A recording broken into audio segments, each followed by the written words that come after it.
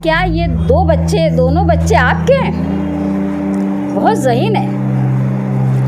उसने जब पहली बार ये पूछा तो मैंने कोई जवाब नहीं दिया। मैं अपने शोहर की तरफ देखने लगी। दूसरी बार उसने फिर यही पूछा नितिन गडकरी ने, क्या ये दोनों बच्चे आपके हैं? साहब ने जवाब दिया कि नहीं, सिर्फ ये 2 बच्चों की माँ नहीं है, ये मेरी पार्टी के वर्करों की माँ है। जब मेरे बेटे का इंतकाल हुआ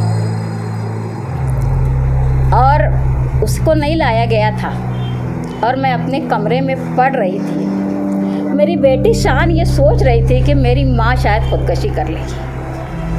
तेरा एक भाई गया है, तेरे हज़ारों भाई जिंदा है।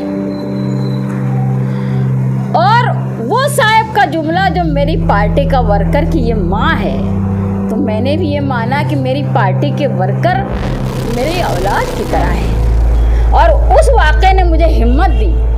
एक इकलौते जवान बेटे को खोने के बाद वो हिम्मत अगर मुझ में आई है तो उसकी वजह मेरे मुखालिफिन का जुल्म भी था। मेरे पास भाई के मरने पर कांग्रेसियों ने पेड़े बांट दिए।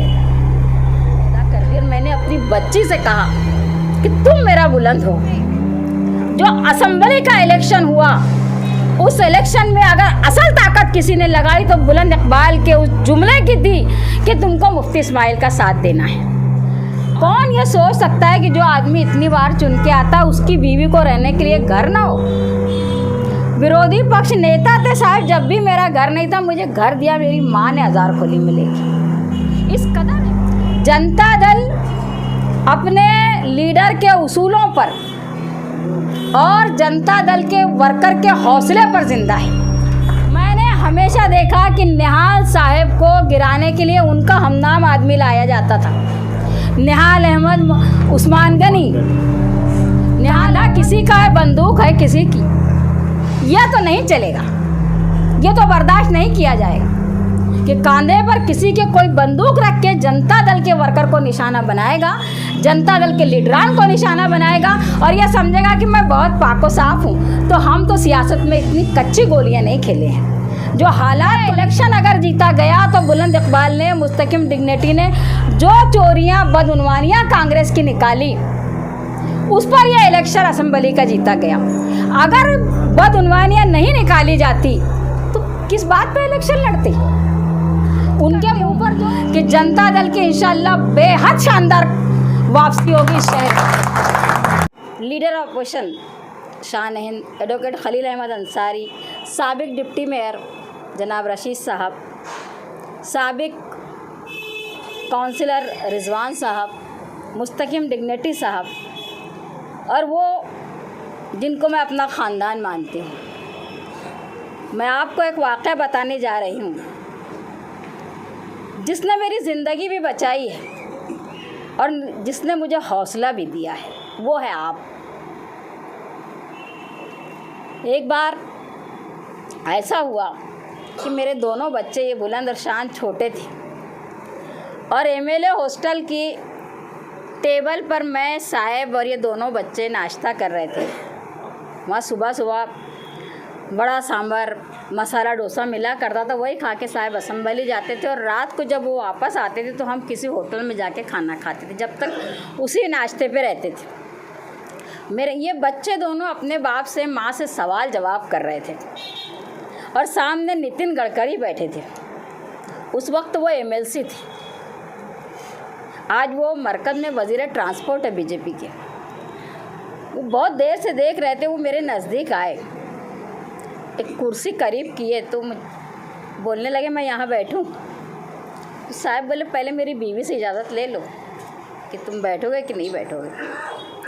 उसने बोला कि ताई मैं बैठूँ? हाँ बैठ जाओ। तो मुझे वो बोलने लगे कि क्या ये दोनों बच्चे आपके हैं? बहुत ज़हीन है। उसने जब पहली बार ये पूछा तो मैंने कोई जवाब नहीं दिया। मैं अपने शोहर की तरफ देखने लगी। दूसरी बार उसने फिर यही पूछा नितिन गडकरी ने, क्या ये दोनों बच्चे आपके हैं? साहब ने जवाब दिया कि नहीं, सिर्फ ये 2 बच्चों की माँ नहीं है, ये मेरी पार्टी के वर्करों की माँ है। जब मेरे बेटे का इंतकाल हुआ और उसको नहीं लाया गया था और मैं अपने कमरे में पढ़ रही थी। मेरी बेटी शान ये सोच रही थी कि मेरी माँ शायद खुदकशी कर लेगी। वो बार बार आके झांकती थी, देखती थी और बोलती थी नीचे चल के पढ़ना अम्मा, यहाँ क्यों बैठ के पढ़ती है, नीचे पढ़ना। मुझे एहसास हुआ, मैं उसको करीब बुलाई, उसके सर पे हाथ रखा और मैं उसको बोली, तुम्हारी माँ को तुमने बहुत कमज़ोर समझ लिया है। तेरा एक भाई गया है, तेरे हज़ारों भाई जिंदा है। और वो साहब का जुमला जो मेरी पार्टी का वर्कर की ये माँ है, तो मैंने भी ये माना कि मेरी पार्टी के वर्कर मेरी औलाद की तरह है। और उस वाक़े ने मुझे हिम्मत दी और उस वाक़े के बाद मैंने 2-3 दिन के अंदर मज़मून लिखा कि मर्ज़ी मौला अज़मा औला, अल्लाह की मर्ज़ी तमाम मर्ज़ियों में बेहतर है। एक इकलौते जवान बेटे को खोने के बाद वो हिम्मत अगर मुझ में आई है तो उसकी वजह मेरे मुखालिफिन का जुल्म भी था। मेरे पास इस्लामपुरा के कुछ वर्कर आए जिनका हज़ार खोली नूर बाग से ताल्लुक़ था। एक तो अकरम भाई के साथ रहता है, वो आके दूसरे दिन बहुत रोने लगा और वो मुझे बोला कि मैडम, भाई के मरने पर कांग्रेसियों ने पेड़े बांट दिए। उन्होंने ये मान लिया कि अब हमारा कोई नहीं रहा। उस अदा ने, उसकी उस रोने की ताकत ने मेरे अंदर हिम्मत पैदा कर दी और मैंने अपनी बच्ची से कहा कि तुम मेरा बुलंद हो, क्योंकि मैंने तरबियत देने के लिए शायरी का मैदान छोड़ा। मैं 10-15 अखबारात में उर्दू, हिंदी, मराठी में लिखती थी। मैंने सब कुछ अपने बच्चों की तरबियत के लिए छोड़ा। मेरे शोहर की ख्वाहिश थी कि इस शहर को ऐसे लोग मिले जो उनकी तरह ईमानदारी से शहरियों की आवाम की खिदमत कर सके। आज मैं सुबह 10:30-11 बजे आती हूँ, 5-6 घंटा ऑफिस में बैठती हूँ। पहले मैं दोपहर में 3-4 बजे आती थी और रात को जाती थी, लेकिन अब तो मैं कभी कभी दोनों वक्त भी आती हूँ, कभी एक वक्त भी आती हूँ। मैं बोलना ये चाहती हूँ कि ये शहर में जो असेंबली का इलेक्शन हुआ, उस इलेक्शन में अगर असल ताकत किसी ने लगाई तो बुलंद इकबाल के उस जुमले की थी कि तुमको मुफ्ती इस्माइल का साथ देना है, और उस वर्कर की थी वो दीवानगी थी, वो जुनून था कि मेरे लीडर की बात को मैं सच करूं। और कहीं कहीं वो दर्द भी था कि किसी ने पेड़े बांट दिए, ये दर्द भी उसमें शामिल था। और वो जो दर्द था, उस दर्द ने असेंबली में वो दिखाया। कोई मानता हो ना मानता हो, जानता हो ना जानता हो, लेकिन जब दूसरी मर्तबा साहब चुनकर आए आयशा हकीम के सामने, तो साहब को 47,382 वोट थे और कांग्रेस की उम्मीदवार आयशा हकीम को 5,281 वोट थे। वो 41,000 वोटों से ज़्यादा वोटों से चुन के आए थे और उन्होंने जिसने उसको हराया था उसको उन्होंने हराया, उसके डिपॉजिट जब्त कराई। और किसका करिश्मा था? ये पार्टी के वर्करों की ताकत। और किसी की ताकत नहीं थी कि जो औरत 5 साल रहे उसको गिराने की हिम्मत दिखाई। अगर किसी ने तो वर्करों ने दिखाई। आज मैं जो उम्मीद करती हूँ, आज जो मैं अपना वक्त यहाँ देती हूँ, तो उसकी वजह यह है कि मैं ये मानती हूँ कि इस शहर में फुकदान है लीडरशिप का। ये दोनों शान और मुस्तकिम जो करते हैं, ये हर आदमी तक नहीं पहुंच सकते। मैं ये युवा जनता का सदर बैठा, इससे नाराज़ रहती हूँ। इसको रोज़ फ़ोन करती हूँ कि तुम 1-2 घंटा यहाँ आओ, लोगों के काम काज लाओ, लोगों के लिए बहुत काम करता है मगर ऑफिस में नहीं आता। लेकिन हमारे लिए हमारी ऑफिस तो बस ऑफिस नहीं है, हमारे लिए एक इज़्ज़त है, एक ऐसा मकाम है जिसको अगर हम अक़ीदत पे आए तो अपनी सजदागाह बना लें, ऐसा मकाम है। साहब बीमार भी रहते थे तो यहाँ आते थे, हार भी जाते थे तो यहाँ आते थे। आज जिस तकलीफ़ से गुज़र रहा है, मेरी अपनी सियासी ज़िंदगी में मैंने जो कुछ देखा, इतने नाजुक दौर से मालेगांव गुज़र रहा है, ऐसा कभी नहीं गुज़रा था। यहाँ पानी के सवाल को लेकर सिर्फ तलवाड़ा डैम का पानी जाएगा, MIDC के लिए पानी जाएगा। मैं 3-4 हफ्ते पहले मैं एडिटोरियल लिखती हूँ आज में, उसमें मैंने लिखा है। इसके अलावा तुमको जो पानी मिला गिरना डैम से, वो मेरे प्रेसिडेंटशिप के ज़माने में मधु दंडवते को बोल के साहिब लाए। कांग्रेस ने पानी इस शहर को नहीं दिया, बुनकर शहर है, इसलिए जो पानी की टाकियाँ 5 बनी, जो 19 पास है। साहिब के बाद किसी को तौफीक नहीं हुई कि मालेगांव में पानी की टाकियाँ बनाए, वो भी निहाल साहिब लाए। ये जो पूछा करते कि निहाल अहमद ने क्या किया, निहाल अहमद ने रिश्वत नहीं खाई, निहाल अहमद ने ईमानदारी से सियासत की। कौन ये सोच सकता है कि जो आदमी इतनी बार चुन के आता उसकी बीवी को रहने के लिए घर ना हो। विरोधी पक्ष नेता थे साहब, जब भी मेरा घर नहीं था मुझे घर दिया, मेरी माँ ने 1000 खोली मिलेगी। इस कदर ईमानदार लीडर जिस पर मैं पल पर लम्हा लम्हा फ़ख्र करती हूँ। मैं अक्सर बोला करती हूँ कि ऐ साजिदा तुम्हें बख्शा खुदा ने वो शोहर, हर एक काम है जिसका इबादतों जैसा। निहाल साहब के इस काम को ज़िंदा रखना, उनकी इस फिक्र को ज़िंदा रखना, इस सोच को ज़िंदा रखना, अपने आप को जनता दल का वर्कर की बजाय निहाल अहमद का खानवादा मानना, और इस शहर पर निहाल अहमद की जो आरज़ू है, तमन्नाएँ थी। मैं आपको एक वाक़या बता दूं कि अगर साहब रमज़ान महीने में ईद आ गई इत्तेफाक से एक मरतबा जल्दी, वो समझ रहे कि 1 दिन बाद है, मगर वो पहले आई। वो काफ़ी दूर थे, वो हवाई जहाज़ से, रेलवे से, फिर कार से मालेगांव पहुँचे, मगर उन्होंने नमाज ईद की जाके ईदगाह में अदा की। ये इस शहर से मोहब्बत थी। निहाल साहब को बेइंतहा मोहब्बत शहर से थी। जब वर्कर वो हार गए तो वर्कर बोलने लगे कि जान दो साहब, ये शहर ने क्या दिया तुमको, इतनी मेहनत के बाद क्या दिया। अगर किसी ने बाल ठाकरे की किताब पढ़ी होगी तो उसका 1/4 हिस्से में 20 जगह उसने निहाल अहमद इस नाम का जिक्र किया है, और उसने मालेगांव लोगों से गिला किया, मालेगांव के नागरिकों से, आवाम से, कि जिसने सारी ज़िंदगी आवाम की खिदमत में लगा दी उसको गिरा दिया। असल में निहाल साहब को गिराना ये एक गुंडे या मवाली का काम नहीं था। साहब को मैं बोलती थी कि तुम सारा हिंदुस्तान घूम रहे हो, महाराष्ट्र घूम रहे हो, अपना गांव नहीं देखते। साहब उस वक्त मुझे बोलते थे, क्या एक गुंडा जीत लेगा, क्या शहर एक गुंडे को वोट दे देगा। उस वक्त शंकरराव चौहान, सुशील कुमार शिंदे और ये अहमदनगर के विखे पाटिल मुझे फ़ोन करके बोलते थे कि पूरा पैसा दिल्ली से आ रहा है, निहाल अहमद जाना नहीं चाहिए महाराष्ट्र की असेंबली में इसके लिए, और बहुत पैसा जा रहा है उस आदमी के लिए, पूरी पुलिस फोर्स, पूरा पैसा, पेटियों पे कब्जा, ये सब कुछ महाराष्ट्र सरकार की और कांग्रेस सरकार की दिल्ली की हिकमत अमली से 99 में हुआ। बार बार इस बात को दोहराया गया कि निहाल अहमद ने गणपति को लात मार दी।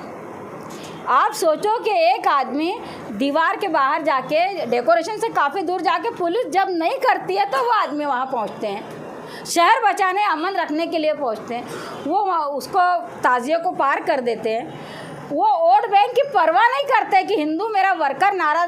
10-12 सीट आती थी, विजया काड़े, दिलीप पवार, पप्पू पाटिल, राजू भोसले, प्रदीप कापड़िया, माई शकुंतला पांडुरंग पाटिल, कहाँ से आते थे? ये समक्षर और कैंप से ही आते थे। एक यहाँ तो ऐसा था, पप्पू जहाँ से आता था 51% मुसलमान और 49% हिंदू थे, उसमें बैलेंस करके साहब पप्पू पाटिल को लाते थे। मैं सबसे ज़्यादा खुश हूँ शान और मुस्तकीम के इस काम से कि साहब जिस काम को लेकर चल रहे थे, जिन चोरियों को, बदउनवानियों को वो उजागर करते थे, चाहे सड़क पर हो चाहे असेंबली में हो। असेंबली में तो उन्होंने अब्दुल रहमान अंतुले को सीमेंट प्रकरण में पकड़ा दिया, बलीराम हीरे को गोल्ड बिस्किट में पकड़ा दिया।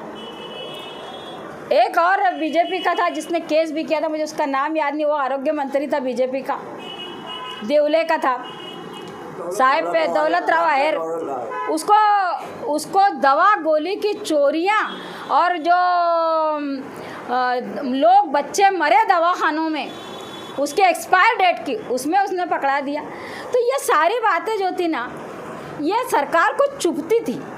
कौन सा आदमी होगा जो ये बोलेगा? जब बोला गया साहब, जब ब्लास्ट पे वह जगह जगह जो बॉम्बे में फसादात हुए उस पर बोल रहे थे, तो मनोहर जोशी बाद में बोला कि साहब अब तो हमारे दौर में नहीं होते ना फसाद। साहब बोले क्यों, कैसे होंगे?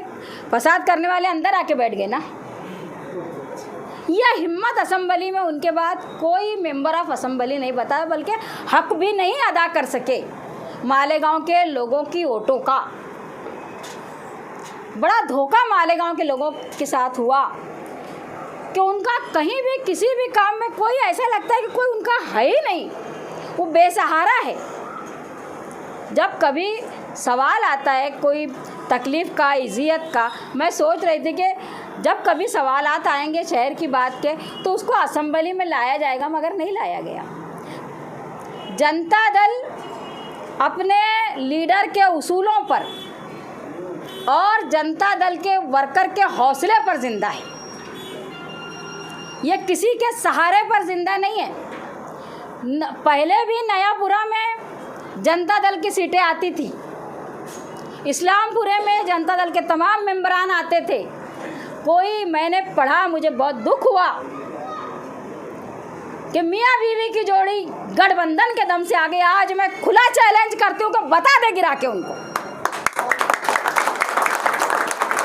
मैंने हमेशा देखा कि निहाल साहब को गिराने के लिए उनका हमनाम आदमी लाया जाता था, निहाल अहमद उस्मान गनी, निहाल अहमद उस्मान, ये नाम उनको गिराने के लिए लाए जाते थे।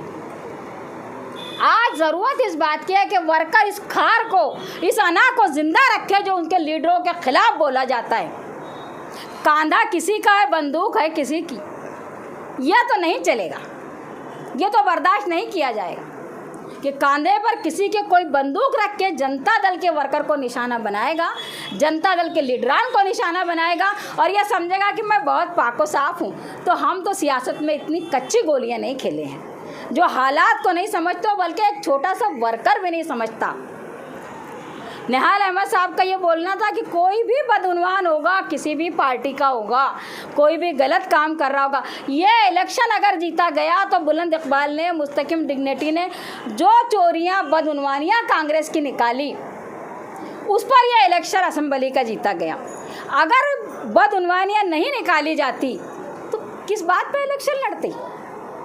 उनके मुँह पर जो बंद हुआ, ताला लगा कांग्रेस के मुंह पर, तो उसकी वजह यह थी कि उनके पास बदउनवानी का जवाब नहीं था। 2 बार चुन के नयापुरे से आई हूँ। मेरा बेटे ने तो खुद अतीक कमाल को गिराया, वो तो उम्मीदवार था जनता दल के खिलाफ।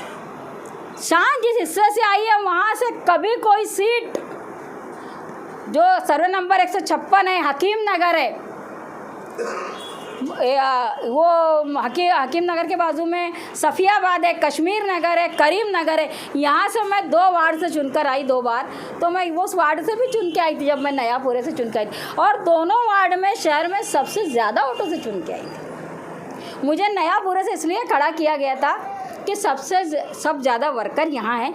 मैं शहर भर में तकरीर करती घूमूंगी तो मेरी सीट ना गिर जाए। अक्सर मैं कहा करती हूँ कि मुद्दत हुई हमने तुम्हें देखा, मुद्दत हुई घर में तुम्हें देखा भी नहीं है, तुम साथ नहीं हो मेरे ऐसा भी नहीं है, हर ख्वाब में शामिल हो, हर एक दर्द में हमदर्द, ऐसी तो मोहब्बत कोई करता भी नहीं है। हर उसूल निहाल साहब का हमारे साथ है, आप सबके साथ है। मैं सुबह रहती हूँ, आपको अगर कोई काम हो, ज़रूरत हो, कहीं फ़ोन करवाना हो, मेरे पास तो तलाक की बातें या लेके भी अब औरतें आती हैं, औरतें भी आती रहती है, वो भी अपने मसले लेके आती है, अलग अलग राशन कार्ड ये वो। लेकिन तुम अपने लीडर को मजबूत रखने, उसकी, जैसे तुम निहाल साहब की हिफाजत करते थे कि निहाल साहब को क्या हो रहा है इसके फिक्र रखते थे, ऐसे ये दोनों की फिक्र भी वर्कर की जिम्मेदारी है। और यही तुम लोगों को करना है। अपना लीडर, अपना रहनुमा, अपना साथी जब तक मजबूत रहेगा, जब तुम उसके साथ मजबूती से खड़ा रहोगे।